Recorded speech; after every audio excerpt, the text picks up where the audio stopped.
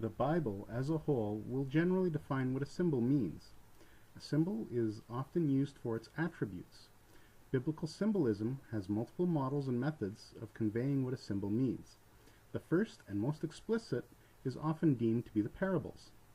Analogies, allegories, fables, and parables are often relating a metaphorical story, and then the storyteller sometimes equates certain nouns and verbs with objects in literal reality.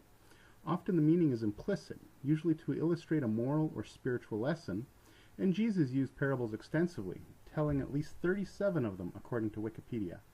Some of the easiest symbols to spot are metaphors and similes, which relate two objects, often done on a basis of similar attributes, highlighting the similarities.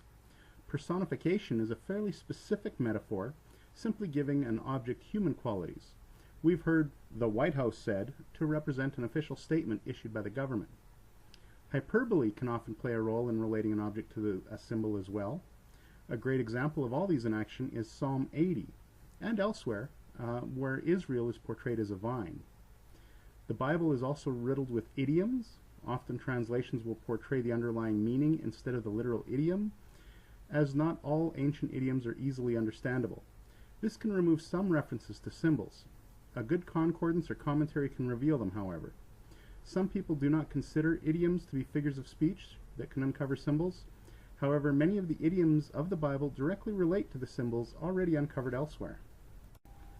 Typology is another form of symbolism. Christian typology begins in the New Testament.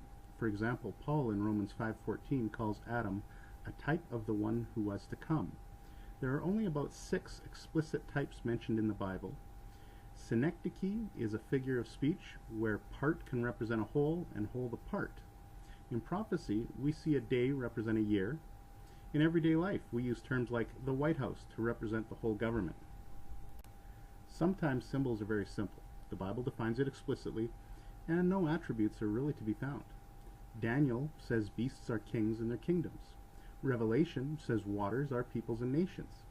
These are easy symbols that in the immediate context there's a definition, but sometimes the immediate context doesn't define it, and we have to look to the rest of the Bible. One thing I've noticed about symbols is that sometimes they're more about the attributes than the actual symbol. Continuing with the vineyard, we see different analogies and see that a fruitful vine represents the followers of God, and an empty or wild vine is apostate followers. Another example is a woman representing the followers of God, virtuous being the righteous followers, and a whore being the apostate followers. The devil prowls around like a roaring lion, and Jesus is the lion of the tribe of Judah, and Babylon is a lion with eagle's wings. Same symbol, but different attributes are being utilized. A lion symbol cannot be directly equated to the devil or to Christ or to Babylon or vice versa.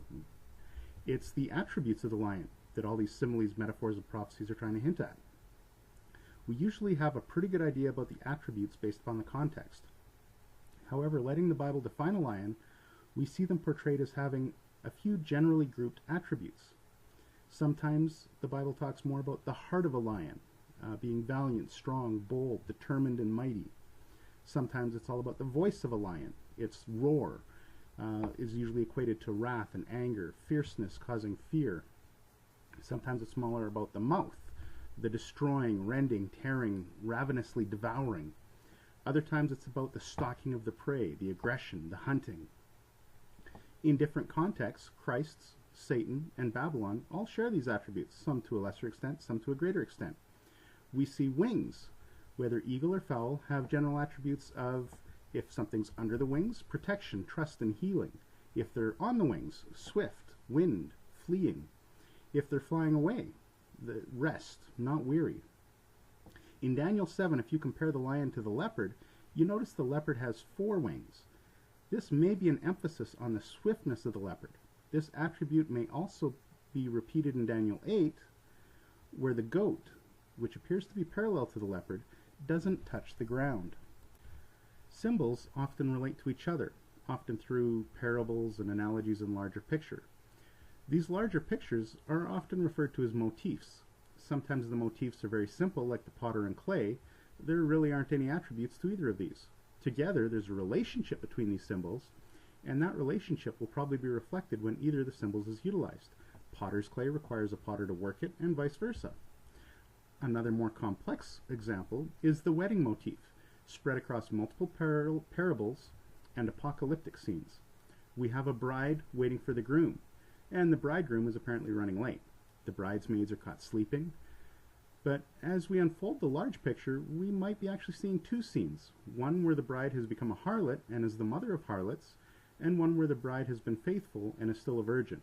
As well, we see guests invited, some guests declining, other guests gathered at the last minute, and some guests without proper clothes.